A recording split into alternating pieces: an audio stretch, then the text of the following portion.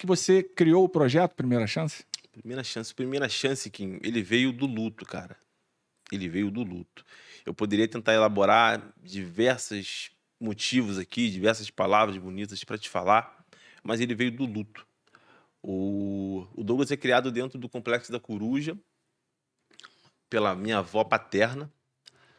O meu pai, ele era, chamam de um 5-5, né? Ele fazia furtos. Ele era muito famoso na localidade por fazer furtos, né? Entrar nas lojas e roubar as roupas e tal, aquilo tudo. E era como se fosse um Robin Hood. Ele roubava as roupas e dividia com os amigos. Então isso nunca foi contado para mim de uma maneira, olha, isso é errado.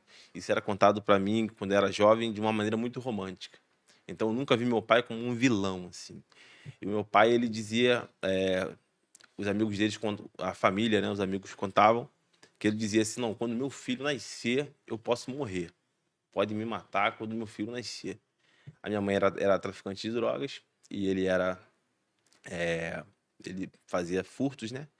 E ele morre 4 dias antes de eu nascer. Eu nasci no dia 11,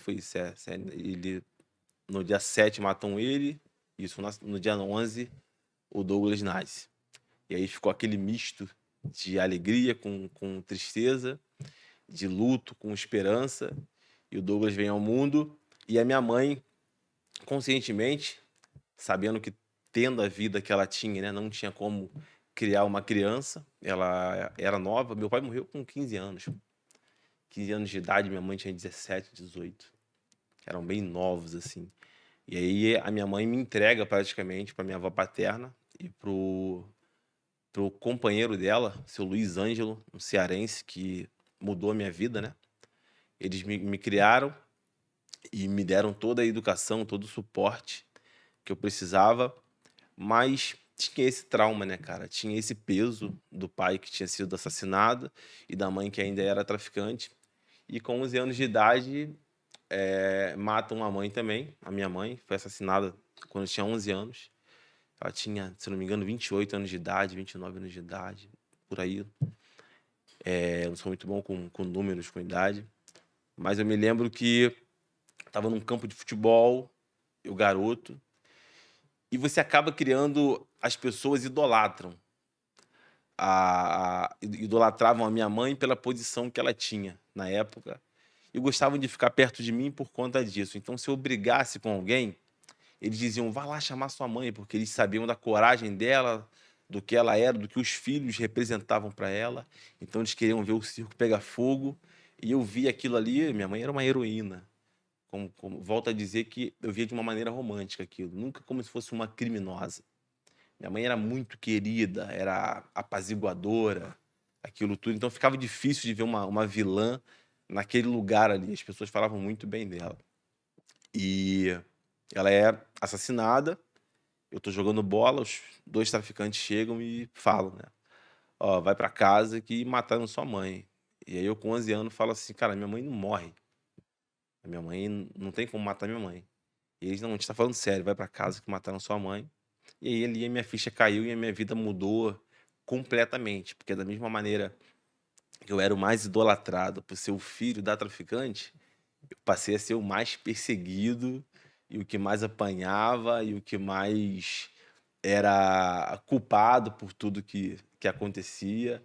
A frase "filho de peixe, peixinho é" foi uma das frases que eu mais ouvi na minha vida, assim. E eu não peguei pra mim nunca essa frase, mas eu sempre ouvia "filho de peixe, peixinho é". E meus avós, a partir desse momento, têm uma dificuldade maior para me criar, né? Eu acabo achando que eu sou o perseguido, que eu sou uma vítima muito, né, muito grande. E isso reflete na minha vida, assim. Eu acabo me fragilizando muito pelas perseguições que eu nem tinha culpa, né? As pessoas me perseguiam. Eu apanhava na rua e o cara dizia, eu falava, por que você me deu um cascudo, cara? Ele dizia, porque o seu pai me deu quando eu era criança. E aí, nos meus melhores momentos, quando eu estava feliz, alguém fazia questão de falar: mas mataram sua mãe. Sua mãe saiu no jornal. Eu tenho mãe, você não tem mãe. E aí vivi nesse dilema. Os meus avós, não sei se pela idade, pela criação que tiveram e tal, não existia um diálogo. Não tinha, não é Douglas, fica aqui, a gente vai te explicar como é que vai ser a sua vida a partir de hoje. Você perdeu sua mãe, a gente precisa conversar. Isso nunca existiu assim na minha vida. Eu não me lembro de uma conversa com nenhum adulto da minha família. Por isso que eu sempre falo que, cara, eu posso te falar um monte de coisa aqui. O porquê que o tio Douglas se tornou o tio Douglas, mas eu não posso deixar de te falar isso, que foi Deus, assim, verdadeiramente na minha vida. Foi Deus, ele foi o meu maior educador, ele foi o meu maior investidor, ele foi o que mais se preocupou comigo, o que mais cuidou de mim. Então, em toda entrevista que eu for, em qualquer lugar que eu estiver, não importa, eu vou sempre dizer que quando você me perguntar, mas por quem fez isso tudo?